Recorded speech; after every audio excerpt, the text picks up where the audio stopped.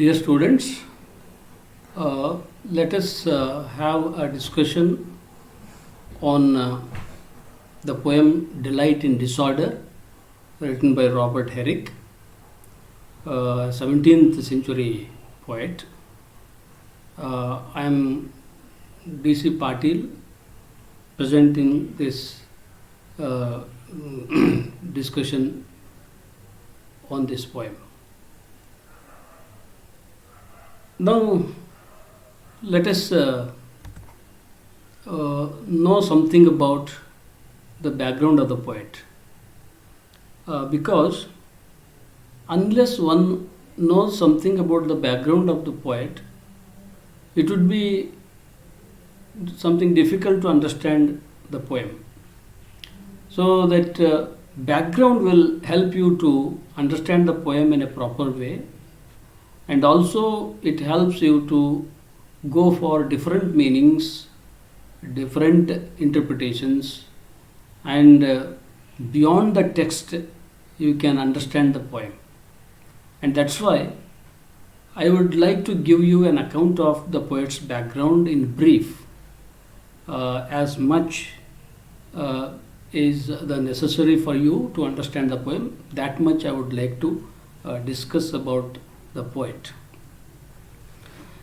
Robert Herrick is a 17th century poet.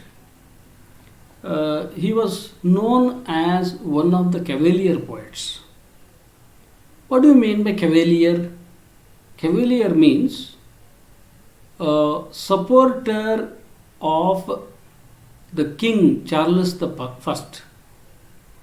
There was some political crisis by that time. There was a rift between the Puritans and the King Charles I, and some of the intellectuals supported the King Charles I, and that's why the poets also supported the King Charles I, and those poets were called the Cavalier poets, who supported the King Charles I. And this poem seems to be something like a revolt against the romantic exuberance. Exuberance means luxury. So how this is a romantic revolt against the romantic exuberance? Let us see later when we go through the text of the poem. This poet was graduated from Cambridge University. Usually he wrote the light verse, unlike Milton's grandeur of poetry. If you have read some of the poems written by Milton, you can see how grand his poetic utterances are. Milton usually wrote in a very grand language, sometimes pompous language. But here this poet uses light verse, means not so much poetic as far the lines are concerned. They are light verse. And he is known for his two masterpieces, like the collections of poems. One is Hesperides, another is Noble Numbers. So these are the two important collections of his poems he produced in his lifetime. I think this much is enough as far the poet is concerned, because you are just the language students. With this much of the information about the background of the poet, you can understand the poem in a better way. Now, let us move on to the objectives of this session. So, what is the intention of my presentation here is to interpret the poem with possible interpretations. with possible number of interpretations, because any poem doesn't have a single meaning. It has as many meanings as there are number of readers. So we have to read the poem not just in lines. In between the lines we can find out the meaning beyond the text. And another important thing, that this poem seems to be something strange and something peculiar. So how this poem seems to be something peculiar, something strange, and some people will say that it is odd in its expression. What we say, vilakshana. So something, it seems to be odd in expression. But even in odd expression, there is some hidden meaning. There is some hidden meaning in the poet's expressions. And that is left to the reader to extract out of these lines. Now, let me give you an introduction to this poem before I get into the text of the poem. So, how we can read this poem, and how to understand the title of the poem. Let's see the title of the poem, which is very strange one. That is Delight in Disorder. Delight in disorder, both are opposite to each other. But the poet uses delight in disorder.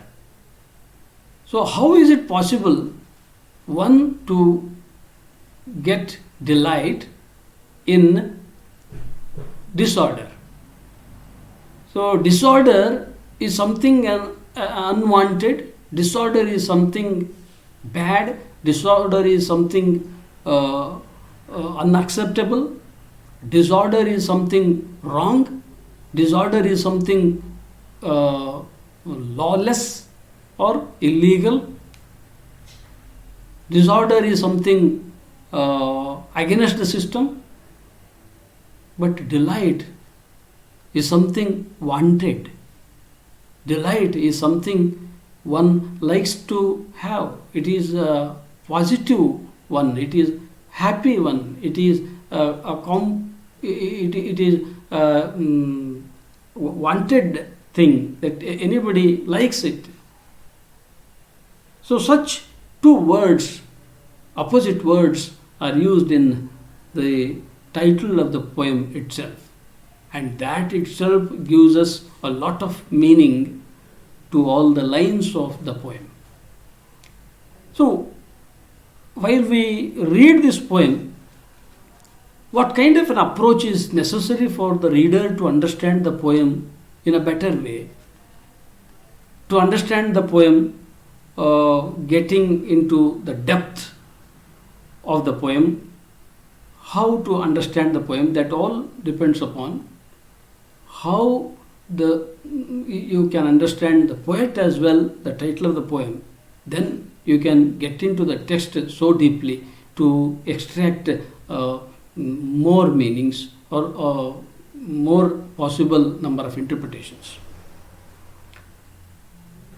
See here, the poet presents disorderliness in small things like dress. Small things like dress. And he wants to enjoy it. He wants to get delight in it. So that is the theme of the poem.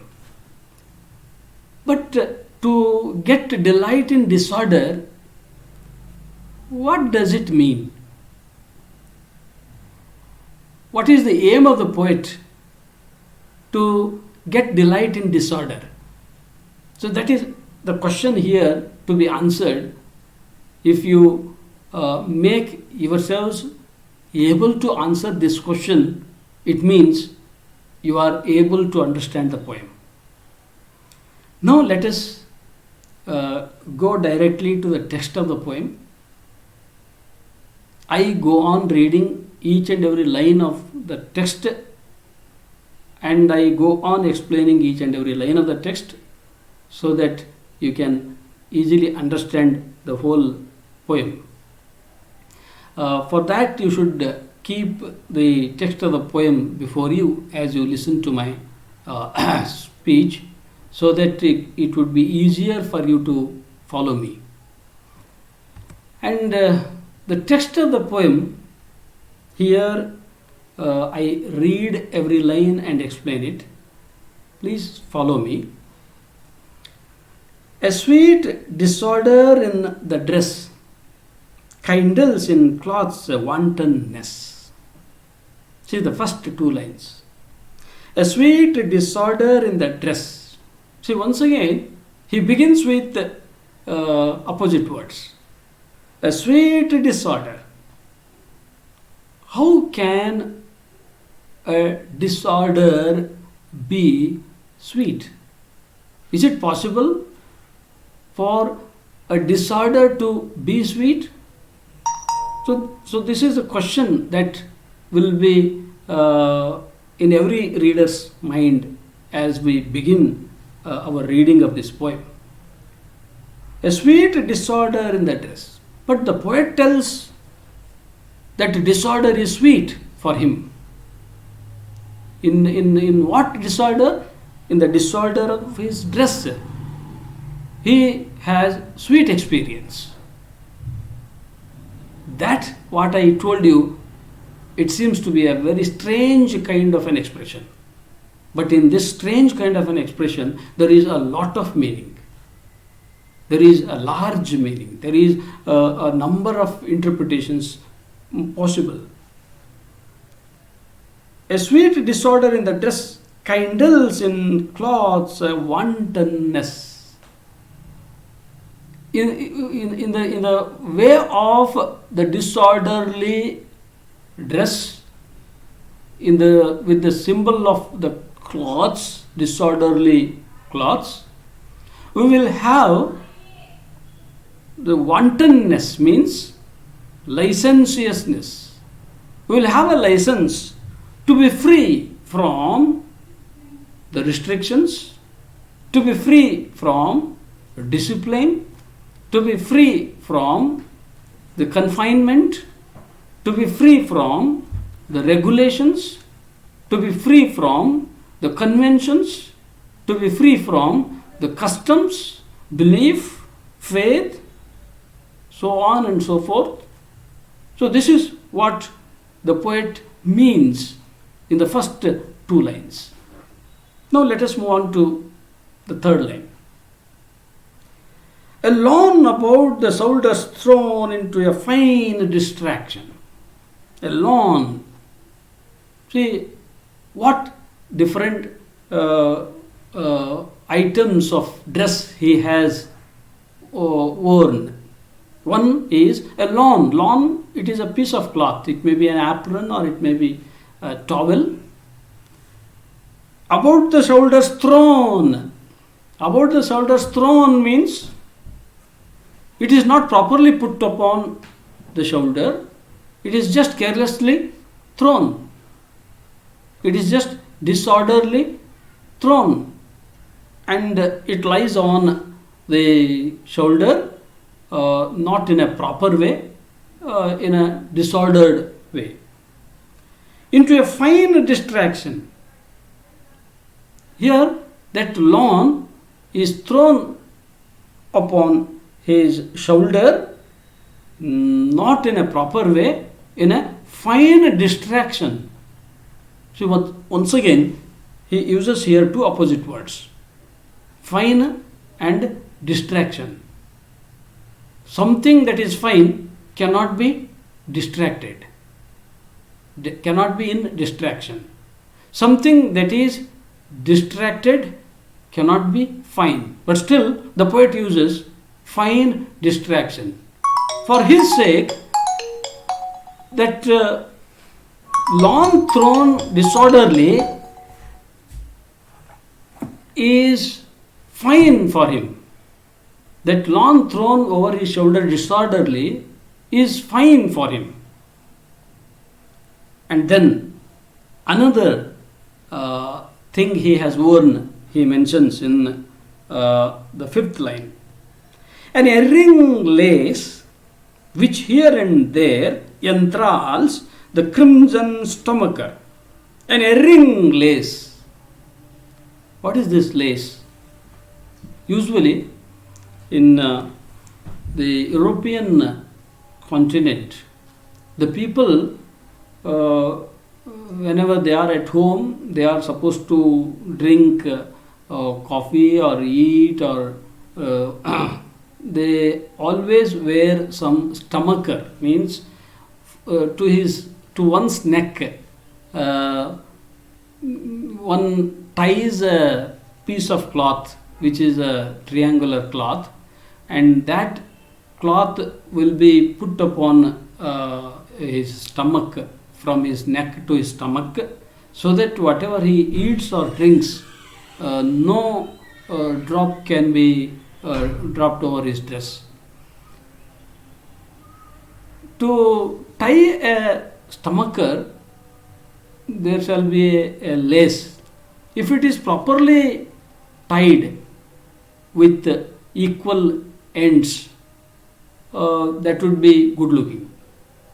If that lace is carelessly tied, one is longer and another is shorter, and it moves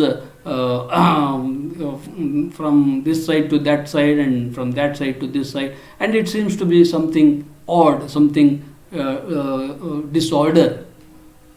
So that also he likes. Enthralls the crimson stomacher, a cuff neglectful, another disorderliness in dress. That is, sometimes the people wear the shirts and they don't button up their handcuffs, and those unbuttoned handcuffs move as they walk. They will move so disorderly, and that looks very bad, improper, and such persons will also look very shabby, and that is not an expected one. That is not a wanted kind of an appearance. But here this poet tells an unbuttoned handcuff, neglectfully worn shirt, that is an unbuttoned handcuff, is another thing of another thing in disorder that also gives him delight. So this is how that disorderliness gives him delight. That has become a question, and to that question we have to answer. Then only the interpretation of the poem will be complete. Let's move on to the next line.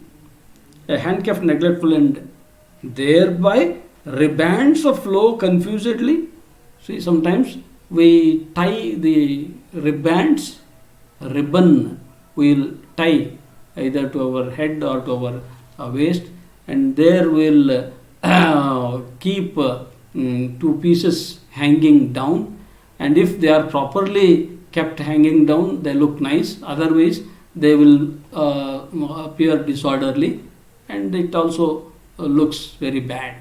But for him, if it is disorderly tied up, even that is also very nice for him, very sweet for him, and very delightful for him. Why? And that is the question we have to answer here to understand the whole poem. And winning wave, deserving note in the tempestuous coat, petticoat. Winning wave means when we wear a cloth, either it is a shirt or it is any of the piece of cloth we wear. If it is properly ironed, there shall be no wrinkles. So without wrinkles, if we wear, it looks very nice. It looks very attractive. But here, he wants to wear the cloth with wrinkles. Unironed clothes he wants to wear. He wants to look disordered because according to the speaker here, that looking in disorder itself is a happiness for him. It itself is happiness for him. Looking in disorder itself is delightful for him. Looking in disorder itself is very sweet for him, and that's why he wants to wear the cloth with wrinkles. And this is also a strange kind of an idea. And what strange kind of an idea he is presenting through this poem, that we have to find out between the lines. That will complete our understanding of the poem, the comprehension of the poem. And next line you see, in the tempestuous petticoat, here once again we should see these two words, tempestuous and petticoat. Tempest means the robust storm, turbulent storm, which is very terrible. Such experience will be for us when we are outside our home. But usually when we wear the petticoat when we stay at home. But tempest is something outside our home. So these two are opposite to each other. These are also oxymorons. And by using such oxymorons, the poet wants to say something. And what is that? And that is the interpretation. What it may be. What may be the intention of the poet to use such oxymorons in the poem? We have to extract that meaning between the lines. And to extract that meaning between the lines, we have to take the help of the background of the poet. And also we have to take the political background. We have to take the religious background. We have to go for the society of his time. All those together will help us to interpret the poem completely. And then our understanding of the poem will be complete. Our comprehension of the poem will be complete. A careless shoestring, another example of disorder he presents here. A careless shoestring.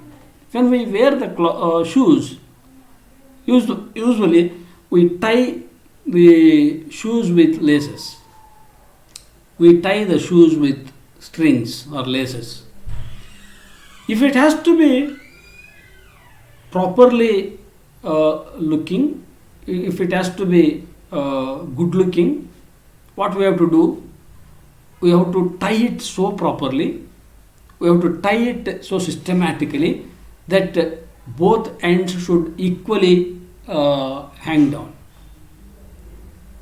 And that is the systematic way of tying the shoes. But sometimes in a hurry we tie the shoes so carelessly. There what happens, one end of the lace lies longer than the other end of the lace. That seems to be something improper, that seems to be something odd, and that seems to be something unwanted. Nobody likes to see that kind of the tying of the laces. But here he says, tying of the shoelaces carelessly is also a delightful one for him, is also very happy one for him, in whose tie I see a wild civility. He says, in tying that shoes carelessly, he finds wild civility. So this is a strange kind of an idea he expresses in this line. How is it possible to be very unsystematic, undisciplined, to be in disorder? How is it possible to be civilized? So he calls it wild civility. Wild is absolutely an opposite word to civility. Wild is something rustic, something bygone, something uncultured and uncivilized, and something undeveloped. So that is wild, animalistic, unhumanitarian, and all these unwanted meanings are there in wild, in the word wild. But civility is something systematic, something more forward, something very purified, something cultured, so something regulated, rule bound. So this meaning we have in civility. But wearing improperly is a wild civility for him. Even in that also there is a large meaning, but that we have to find out. Do more bewitch me than when art is too precise in every part. See, do more bewitch me. All these disorders in dress means throwing the lawn carelessly over one's shoulder. That is fine distraction for him. And keeping the earring lace while tying the stomacher to his neck, and leaving the handcuffs unbuttoned, and leaving the ends of the ribands not properly, and the wearing the cloths with wrinkles, and the careless shoestrings. These are all the disorderly, these are all the symbols of disorder, and all these together bewitch him. These all together bewitch the speaker, whether it is the poet or somebody else. These all together attract the speaker more than the beautiful art. More than the beautiful art which is very precise in every part. Means art which is smaller is more beautiful. Art which is bigger is less beautiful. So if it is precise, it seems to be the most beautiful one, and that attracts anybody. But even more than beautiful art, these disorderliness, these disorders will attract the speaker. So art, smaller art is more beautiful means the last line is required to explain what is the meaning of that. See, poetry is known for beauty because poetry tells everything in concentration. Means more things will be concentrated together to be smaller one, and out of that we can extract lots of things. That is poetry, and that's why poetry is literature in concentration. But prose literature is literature in dilution. This is a very beautiful saying by some of the critics. Poetry is literature in concentration, prose is literature in dilution. Here the art means poetry. That poetry is beautiful because it is smaller in size. Poetry is beautiful because it is smaller in size. Because any art which is smaller is always beautiful. Even that beautiful art doesn't attract me more than this things of disorders. This is what the poet tells us. So as I discussed all the lines so far, I think you could understand the literal meaning of the poem now. But this much is not enough, because it is just the literal meaning, it is just the meaning of the lines of the poem. But what is behind the lines or beyond the lines? What might be there in the mind of the speaker or the poet while he wrote these lines? To mean what he should have used these items of disorders. And that is what we say interpretation. So that different interpretation is possible while we read. The different interpretation is possible while we read a poem, but it depends upon what kind of background you know, what kind of background of the poet you know, what kind of background, literary background of this poem, in which century this poem was written, and in which age this poem was written, and to which age that poet belongs to. So, on the basis of that, we can go into the depth of the poem to extract the meaning between the lines and beyond the literal meanings. Now let me go for the different interpretations. As I told you in the beginning itself, more meanings are possible in the lines of a poem. Here, I would like to discuss one possible interpretation now in this session. That is, in the beginning itself I told you, while I mentioned few of the things about the poet, about the poet's background, that he was the supporter of the King Charles I. While he was the supporter of the King Charles I, he was against the Puritan rule. He was against the Puritan rule.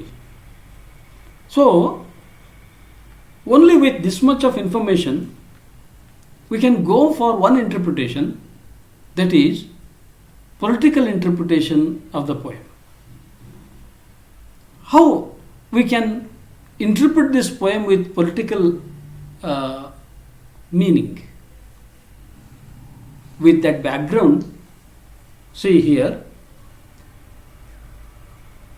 before Charles I, there was the rule of Puritans. Charles I was the king. He was liberal, and in the rule of Charles I, the people were enjoying freedom, but the Puritanic rule is something opposite to the Charles I. How? Puritans were headed by the religious leaders. It might be Pope, it might be bishops. Those were the leaders for Puritans. So there, when the Puritans rule the country, the religion ruled the country. The religious rules ruled the country. And in religious rules, there was no room for the freedom to the people, and there was no room for the public opinion.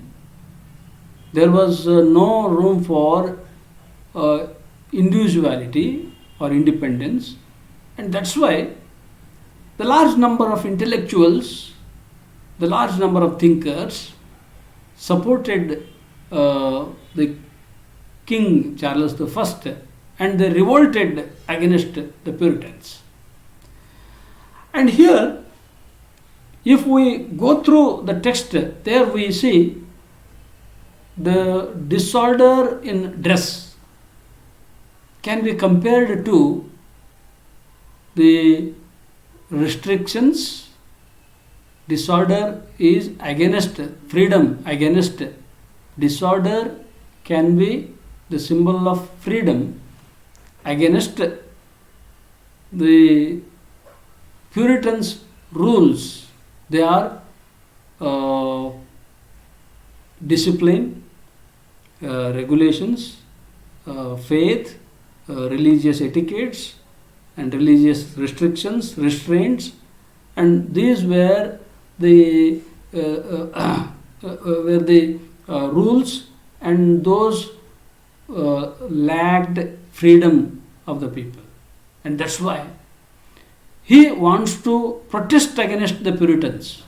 He wants to protest against the Puritanic rule. As a symbol of protest against the Puritanic rule, he supports liberty, he supports freedom, he supports Charles the King first. And here, disorder is the symbol of freedom. Disorder is the symbol of King's rule. Disorder is the symbol of anti-Puritans rule.